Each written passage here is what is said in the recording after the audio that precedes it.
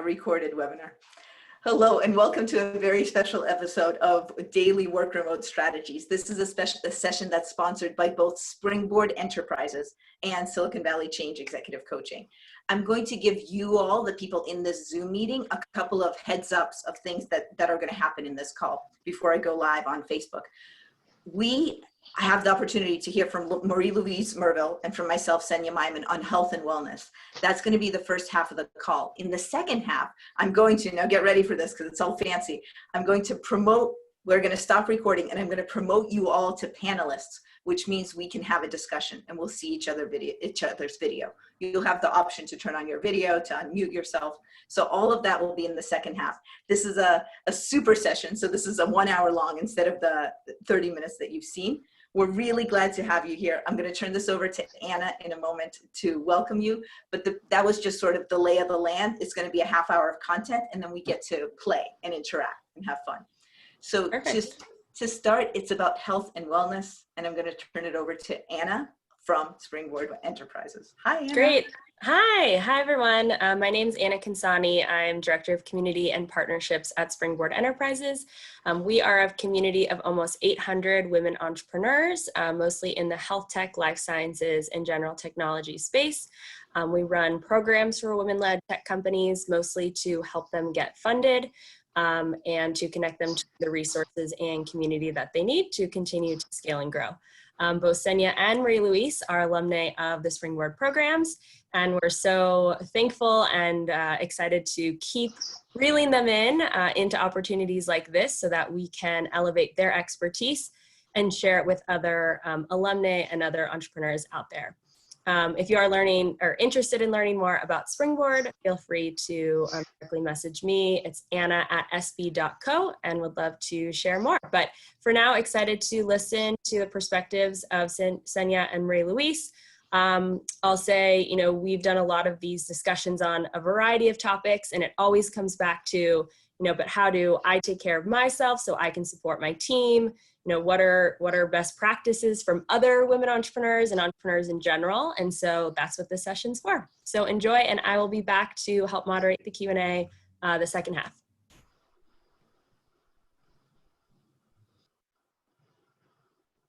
Oh, thank you, Anna. And the first one of us that'll be speaking will be Marie-Louise, and after that, it'll be me. Marie-Louise, tell us about health and wellness. Thanks, Senia, and thanks, Anna. It's great to be here this afternoon. I'm a Springboard alum from 2000, and I actually met Amy Millman, the founder of Springboard, when I was a venture capitalist.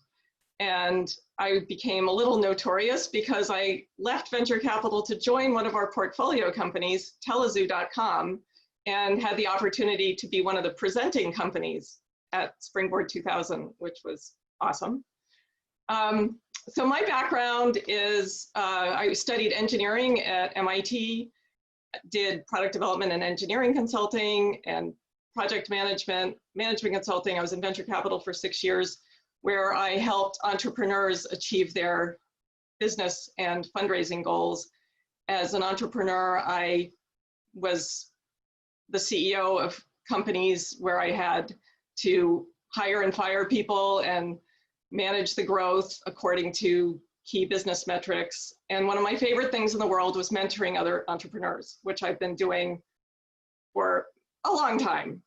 And one of the things that I learned is that the business metrics and the business management can be learned, but life management and health and wellness management is not really taught in business school or at MIT or in high school.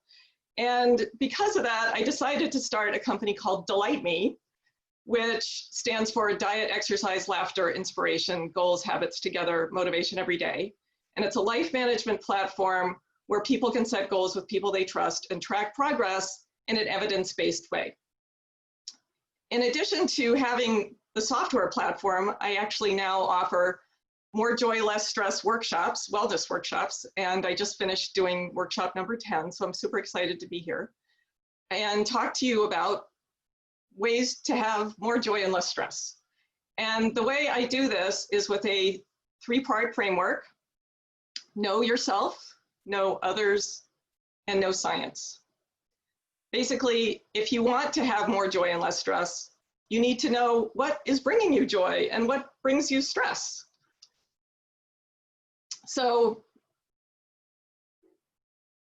one way to know yourself is with Maslow's hierarchy of needs. All humans have needs. They have basic human needs like food and shelter, water, safety, security, employment. They have love and belonging, respect for self and others, need for autonomy and a sense of purpose. And knowing others, those people on your team, your employees, your board of directors, your family, your friends, all have all those Maslow's hierarchy of needs apply to all the people in your life. So if you understand your own needs as well as the needs of those around you, it will be much more joyful and less stressful. Because when people don't have their basic needs met, it's very stressful. So knowing science also is about knowing over time, recognizing patterns having to do with what, if I want to change the direction of my life, if I want to change my behaviors, my habits, if I want to change the behaviors and habits of those around me, there are things you can, sometimes it's trial and error. You know, you can read a lot of books on how to manage difficult people or how to inspire and motivate people, on how to deal with conflict. There are all these things, but you have to develop habits and skills to make these behaviors automatic when you deal with difficult, stressful situations that might cause anger, anxiety, or guilt, for example. And the other thing is, as in the Delight Me name, diet, exercise, laughter, if you aren't taking care of your basic needs, like getting enough sleep, eating healthy, exercising, you're not going to be the best boss or the best friend or the best spouse or significant other. So you need to figure all this stuff out. So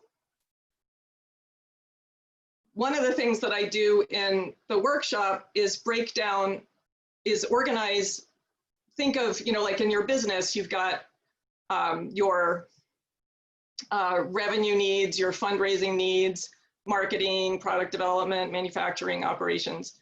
Well, in your life, you can think of your life as having different components as well, with key success factors and key metrics associated with each one. Just like you have business metrics, you can have life success, life management metrics, like health metrics, things like not only weight and blood pressure, but also things like stress levels, metrics related to your medications, the right dose of your medications. Do you have side effects from your medications? Your diet metrics, are you getting the right mix of protein and carbs and fat? Are you having too much salt, too much sugar, things like that?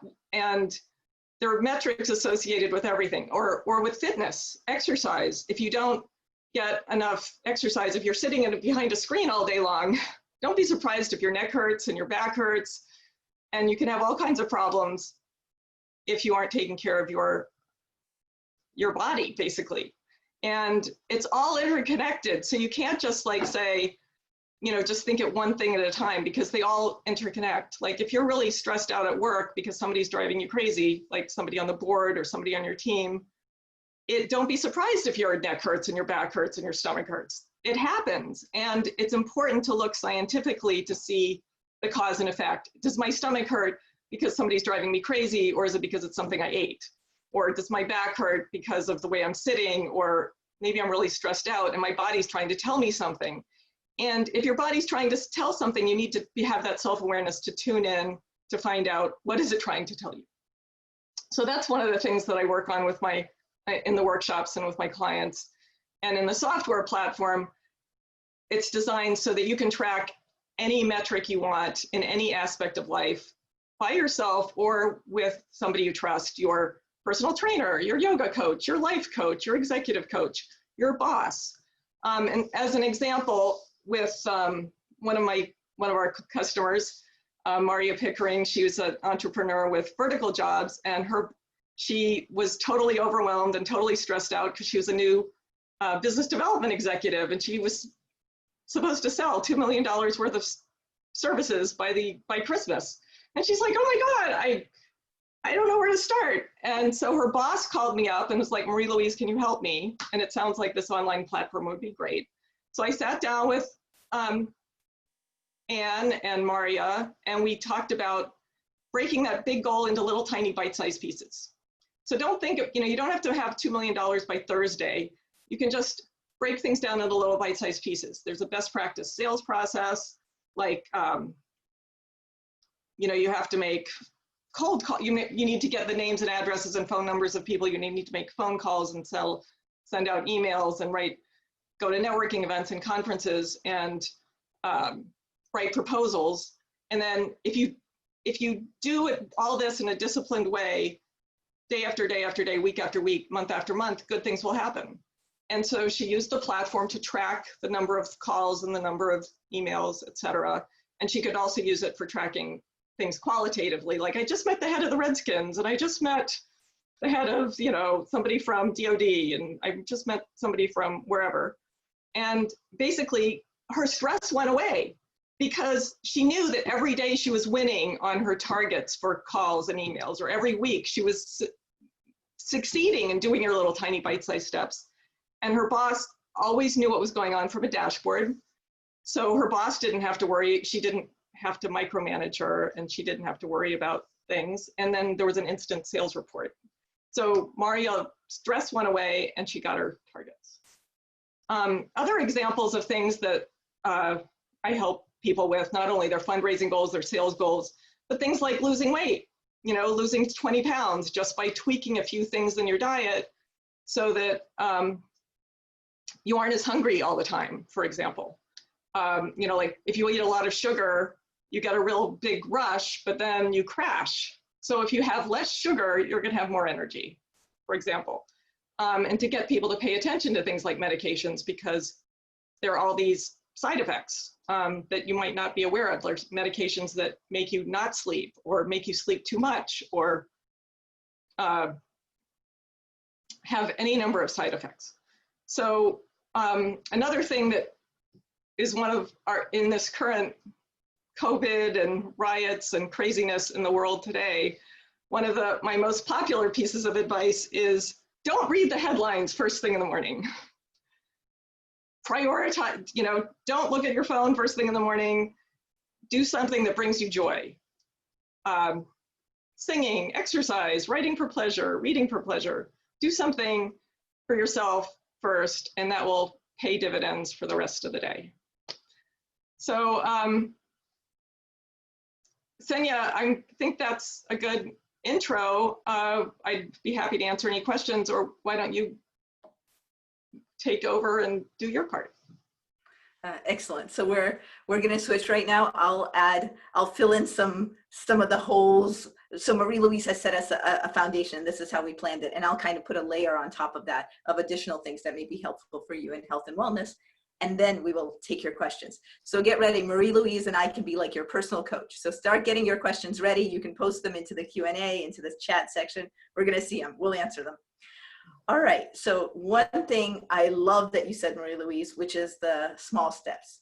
I love that you mentioned that. I'm a big believer of small steps. I'm a big believer in taking steps that are so small that they don't even feel like a step. Like one push-up would feel like not a step. Sending one email would feel like not a big step. So that actually ties into what I wanted to speak with you about. When we started speaking together, Anna, Marie-Louise, and I, between Springboard and us as a coaching organization, what are some things that entrepreneurs are facing? We noticed that health and wellness is a big deal, but within health and wellness, we're noticing that the lines are really blurring. So that's what I want to add on top of the foundation Marie-Louise just set us up with.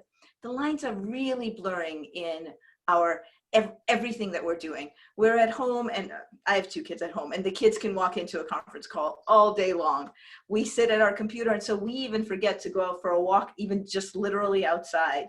We may not schedule our own exercise time because we're at home. So as entrepreneurs, all of the lines are blurred. Plus, we want to make sure that we're serving the world, that we're helping people right now in this time. So we're putting in those hours. So my talking with you for the next few minutes is on constraints. Where a lot of us are entrepreneurs, we're at home, lines are blurring. So why is this important? Why are constraints important? Because otherwise we're feeling these things like overwhelmed, like stressed, like, what am I doing here? And if we have constraints, and very specific constraints, then we may be able to draw our own boundaries so that we are more fulfilled and more productive in the different areas of life. So I'd love for you to play an experiment with me to start. Would you please, in the chat, would you please list just really, really quickly 5 items that are in your fridge, in your refrigerator right now from what you remember? So any 5 items, go for it. Any 5 items, and I'll just give you a moment to list. I'm interested to see what people have in their fridges these days. So in the chat session, what 5 items do you have? Keep going, give me a lot, give me all 5. Okay, so I'll read off one of the lists that's coming in. Oh, this was really quick. Milk, juice, veggies, fruit, and creamer. Great. Oh, wow, this is someone else with lots of details. Awesome. Zucchini, tomatoes, mozzarella. Wow, you're going so fast. Bok choy, apple, beer. I combined 2. Okay, awesome. Great, so you have a lot of things in your fridge. Now, so let's set that aside. Thank you. And now would you please list for me as fast as you can in the chat 5 green things that you have in your fridge. 5 green things. I'm going to give you a moment to do that as well. Brussels sprouts, broccoli, lettuce. Someone came back with right away.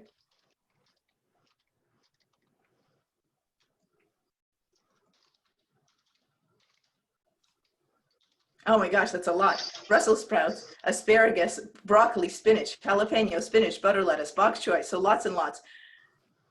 The research, lots, thank you. Zucchini, salad, cucumbers. I didn't mean to, Marie-Louise, by asking green, but I think that we got to sort of your part of the equation too, which is, yes, eat the healthy things. The reason researchers ask this kind of question, name 5 things in your fridge and name 5 green things or 5 white things, we actually think a lot more crystal clearly when we're asked for something specific, which is a little counterintuitive. You have more multicolored things or all colored things in your fridge than you do only green things.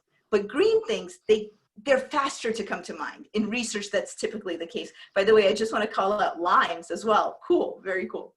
Green peppers.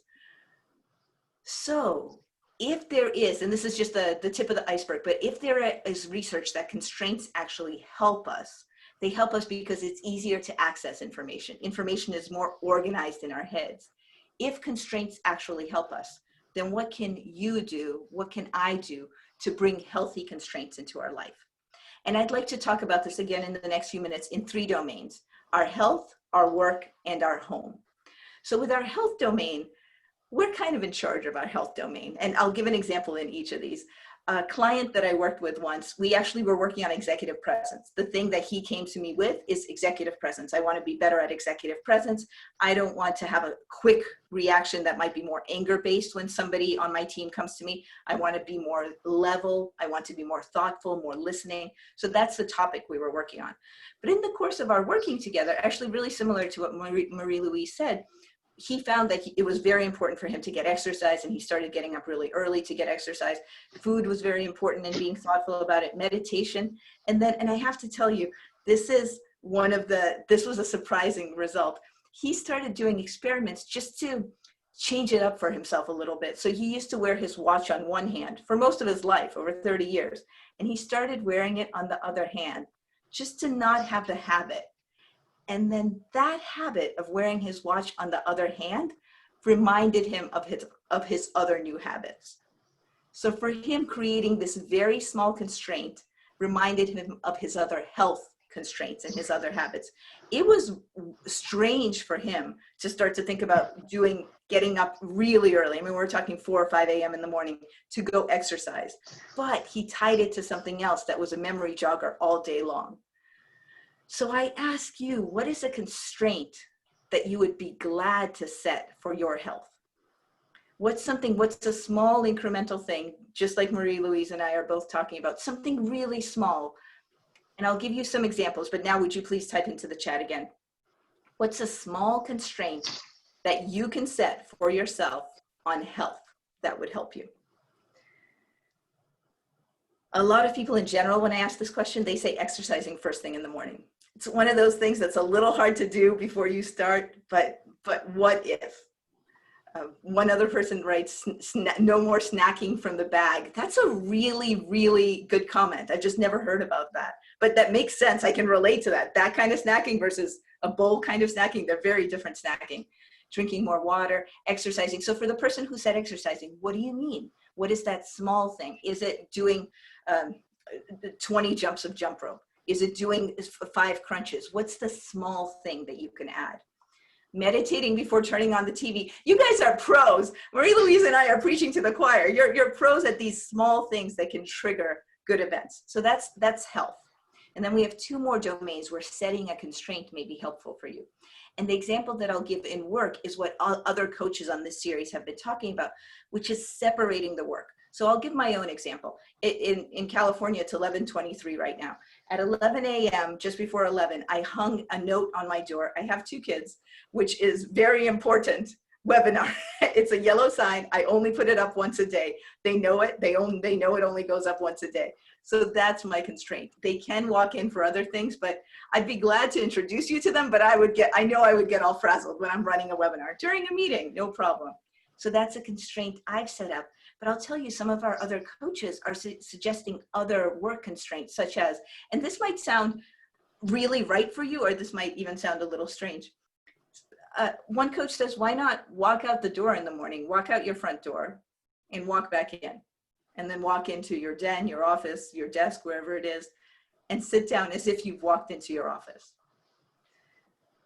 One woman I know, she actually puts on her shoes. She puts on her work shoes for working hours, and then she takes off her shoes and then goes and plays with the kids in the evening.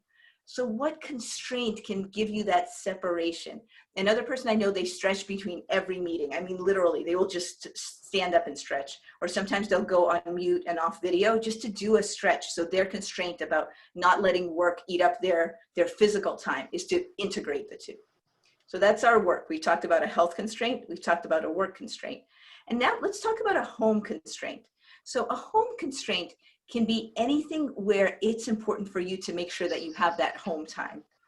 Even executives who usually may not make it home for dinner 5 days a week.